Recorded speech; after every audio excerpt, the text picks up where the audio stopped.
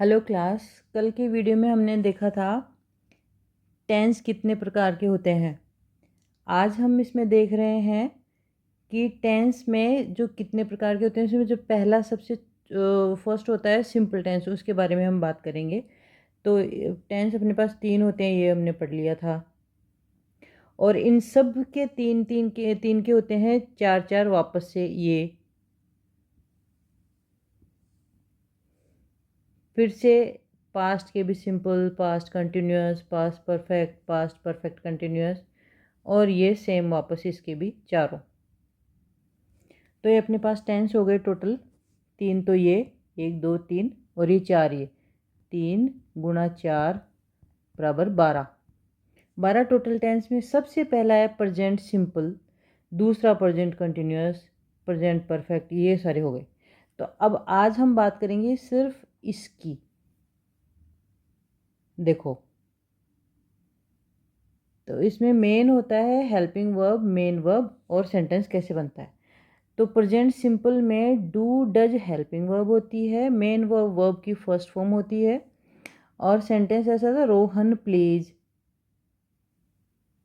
Rohan pledge की रोहन खेलता है, इसमें ता आता है लास्ट में, ता था, ता है। तो ये है प्रेजेंट सिंपल जिसमें है पास्ट सिंपल जिससे था वाला सेंटेंस आता है। इसके हेल्पिंग वर्ब होती है डिड, प्रेजेंट सिंपल की होती है डू डज, और फ्यूचर सिंपल की होती है विल शैल। ये हेल्पिंग वर्ब्स होती है यहाँ से लेके ये यहाँ तक।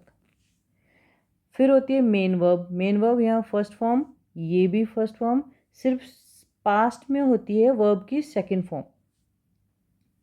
सॉरी, ये गलत लिख गया है यहाँ पर, ये है सेकंड फॉर्म, वर्ब की सेकंड फॉर्म।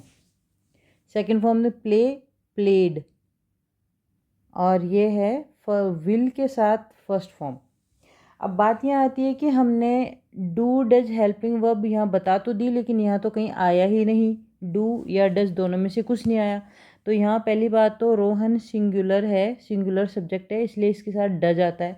पर वो कब कब आता है, सिंपल सेंटेंस में नहीं आता है। पहली बात, ये सिंपल सेंटेंस है, रोहन खेलता है। अगर ये आता है कि रोहन नहीं खेलता है तो हम लिखते यहाँ पर रोहन डज नॉट प्ले। अब यहाँ पर प्लेज है और यहाँ सिर्फ प्ले है, ऐसा क्यों? ऐसा इसलिए क्योंकि हेल्पिंग वर्ब पहले आ गई, इसलिए मेन वर्ब में कुछ भी करेक्शन की ज़रूरत नहीं है, वो जैसी ओरिजिनल वर्ब होती है वैसी आएगी। तो रोहन डज नॉट प्ले का मतलब होता है रोहन नहीं खेलता है। और एक वो ये सेंटेंस डज से ऐसे बनता है, रोहन काम करता है, रोहन डज वर्क, करना, डू डज, ये हेल्पिंग वर्ब तो है ही, साथ में ये मेन वर्ब की जैसे अगर इनका काम में लेते हैं अगर हम इनको, तो इनका हिंदी अर्थ होता है करना। अब दूसरी बात है रोहन प्लेड, यहाँ पर फिर से डिड का कोई यूज़ नहीं हुआ। तो डिड का कैसे यूज होगा यहाँ पर, रोहन डिड नॉट प्ले। अब यहाँ पर फिर से प्लेड नहीं आया, ऐसा क्यों? क्योंकि यहाँ पर हेल्पिंग वर्ब आ गई। तो हमें टेंस बताने का काम या तो हेल्पिंग वर्ब करती है या मेन वर्ब करती है। इन दोनों सेंटेंस में आप देखो कि यहाँ पर हेल्पिंग वर्ब आई नहीं, तो हमें मेन वर्ब नहीं बताया कि ये कौन सा टेंस है। यहाँ पर भी नहीं आई तो यहाँ मेन वर्ब भी बता रही कि कौन सा टेंस है। लेकिन ये डज और ये डिड दोनों हेल्पिंग वर्ब पहले आ गई, तो फिर मेन वर्ब को कोई काम करने की आवश्यकता नहीं होती है, वो जैसी थी वैसी की वैसी रह गई। विल शैल, यहाँ पर विल शैल, विल आता है सिंगुलर सब्जेक्ट के साथ, शैल आता है प्लूरल के साथ। बट इन मॉडर्न इंग्लिश हम विल सिंगुलर और प्लूरल दोनों सब्जेक्ट के साथ यूज़ कर सकते हैं। विल, शैल नहीं, शैल से फिर ये एज ए मॉडल यूज हो जाएगा। रोहन विल प्ले, रोहन खेलेगा। अब इसको अगर हम नेगेटिव बनाते हैं तो ये विल नॉट के साथ ही बन जाएगा, और प्ले ऑलरेडी प्ले है, और यहाँ पर क्योंकि ये जो है प्रेजेंट सिंपल, इसमें ऐसे या ये से लगता है वर्ब की फर्स्ट फॉर्म के साथ फ्यूचर में नहीं लगता है, तो रोहन विल नॉट प्ले, ये हो गया इसका फ्यूचर का।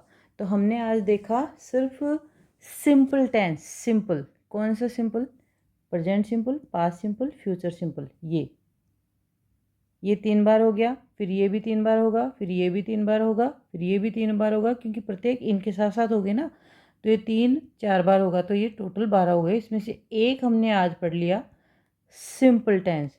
सिंपल में डू डज इसकी हेल्पिंग वर्ब होती है, डिड इसकी, विल शैल इसकी, और फर्स्ट फॉर्म आती है प्रेजेंट में, सेकंड फॉर्म आती है पास्ट में, फर्स्ट फॉर्म आती है फ्यूचर में।